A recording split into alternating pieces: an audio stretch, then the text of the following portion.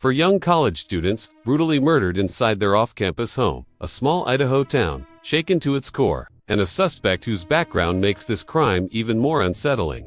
Bryan Kohberger wasn't some drifter. He was a criminology PhD student, studying the very subjects detectives would later use to hunt him down. Tonight, we're diving into 15 disturbing facts about the Bryan Kohberger case, from the knife sheath that sealed his fate, to his eerie online activity, to the haunting words spoken by victims' families in court. This case is dark, chilling, and filled with tiny details that made all the difference. Let's get into it. Fact 1.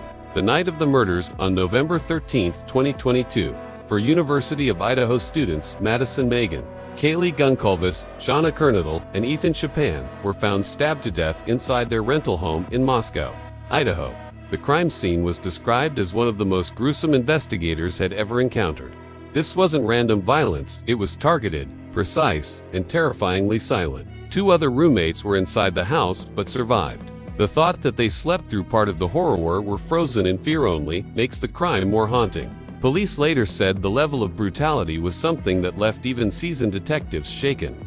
Fact: to the suspect next door, the man arrested was Bryan Christopher Kohberger, just 28 years old. At the time, he was working toward a PhD in criminology at Washington State University, less than 10 miles from the victim's home. 2 neighbors and classmates, he seemed quiet, maybe socially awkward. But in reality, he was studying criminal behavior while allegedly living out the darkest version of it. What unsettled many later was how he attended classes and even graded papers in the days following the murders, acting as if nothing had happened. It was a disturbing double life.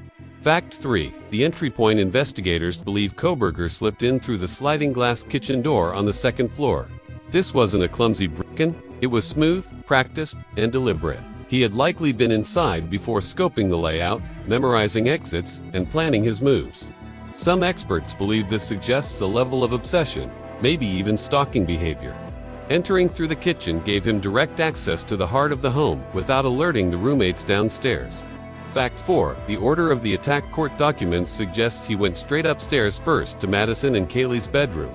Both women were found in the same bed, and both were killed in quick succession. Then, he made his way down to the 2nd floor, where Shauna was awake, possibly because she had just eaten. She fought back, leaving defensive wounds. Her boyfriend, Ethan, was also killed during the struggle. Investigators say this fight may have created key forensic evidence that later tied Kohberger to the crime. Fact 5. The timeline: one chilling detail. Though experts believe the murders could have been carried out in just 90 seconds, Kohberger stayed for around 13 minutes. Why linger? Did he hesitate? Did he clean up? Did he just want to stand in the silence of what he'd done? That unanswered question adds an extra layer of unease. Many profilers suggest killers sometimes stay at a scene to relive the crime in real time, almost like freezing the moment. Fact 6. The knife sheath: the biggest break came from something left behind.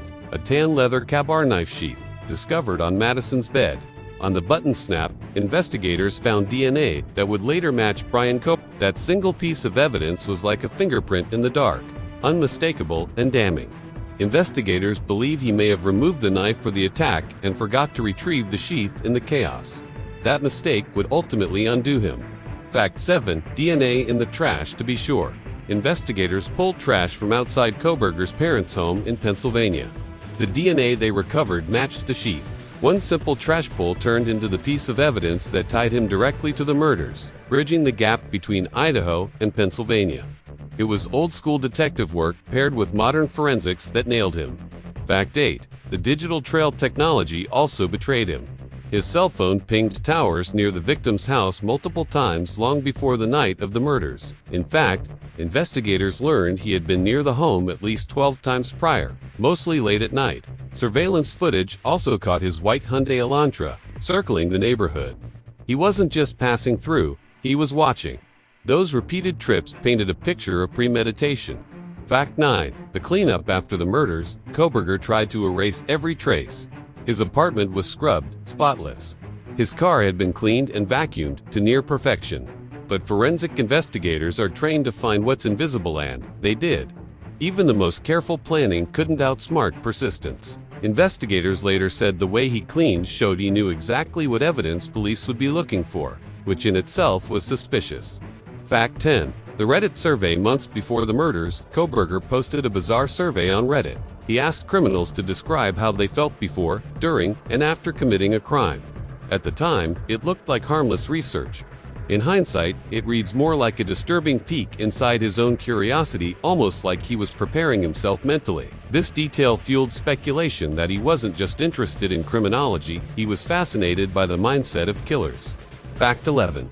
His academic life, Kohberger, wasn't new to crime studies.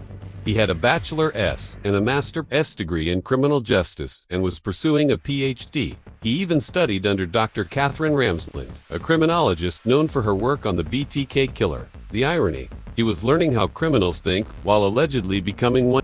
His classmates later described him as arrogant and controlling in discussions, sometimes defending criminal behavior rather than condemning it. Fact 12.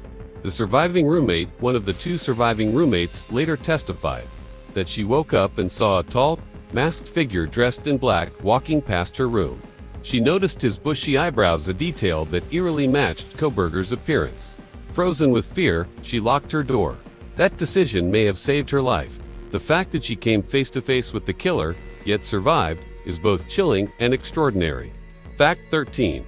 Zaina's last meal. Crime scene records revealed that Shayna had just received a DoorDash order at 3:59 a.m. She may have been eating when the killer entered.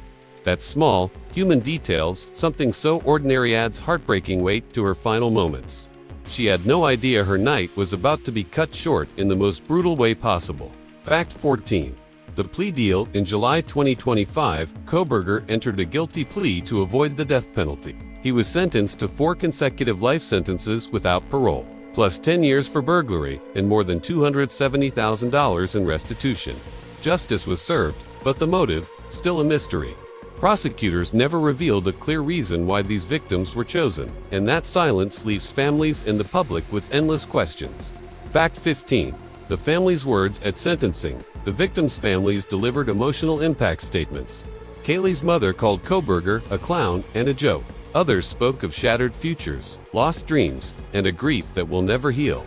Their words reminded the world that behind every headline are real people, living with unbearable loss. It wasn't just for names in a case file, it was for young lives stolen, and countless more changed forever. So there you have it. 15 disturbing facts about the Idaho murders case. What do you think was the most chilling detail? The knife sheath, the roommate sighting, or the digital trail that exposed him? Drop your thoughts in the comments. If this breakdown gripped you, make sure to like this video, subscribe, and hit the bell so you don't miss more true crime deep dives. Because sometimes, it's not high-tech forensics or brilliant detective work that brings killers down. It's the smallest mistake, the tiniest detail, that finally cracks the case.